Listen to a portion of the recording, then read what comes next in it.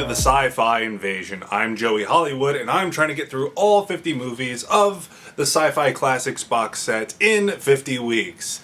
The movie I watched today was called Queen of the Amazon Women from 1947. This movie is exactly an hour long. And when I first started this particular set, I was wondering, why does disc 1 have 6 movies while the rest of the DVDs only have 4? Well, that's because they put the shortest movies on this box set. This one's an hour long. Unfortunately, it doesn't feel short. The movie I watched before this was about 4 or 5 minutes longer, and it felt way, way shorter. And I lay a lot of that blame to the sheer amount of stock footage in this movie. It is full of stock footage to a detriment.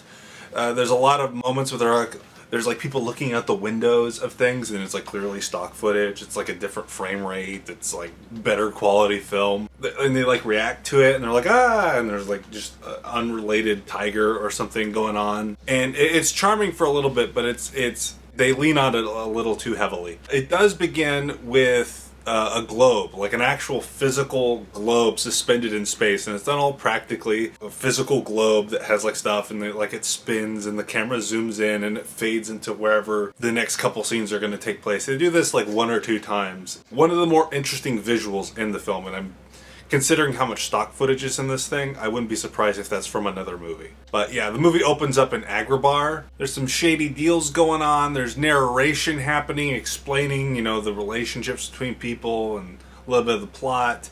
And then after 10 minutes in Agrabah, it goes to where the movie actually takes place. So I don't feel like you needed that opening scene in Agrabah at all. It just sets up a little bit of the mystery in the film. But a majority of that mystery is, set up in the subsequent scenes in Africa, which I believe it's in Africa. But yeah, it's very strange. Tons of stock footage. Like every time they go on a boat, stock footage. Every time they look out a window, stock footage.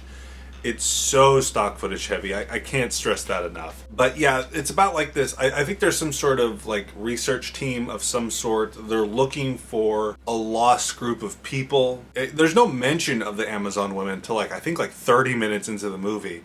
But then that quickly becomes the plot. Looking for these Amazon women. And actually, coincidentally, I didn't realize the Amazon women entered into the plot until probably a lot later than I should have, because the lead guy in this and the lead girl look exactly the same as one of the Amazon women and one of the guys that's hiding out there. I thought they were the same people, and the only way I knew that they weren't was not by their clothes, which their clothes were a little different, well, at least on the girl, but one has an accent. That was the only way I could tell them apart. And I was like, oh shoot, this is like a different set of people. I don't know how I missed that, but I did. They should have had them have different hairstyles or different hair colors.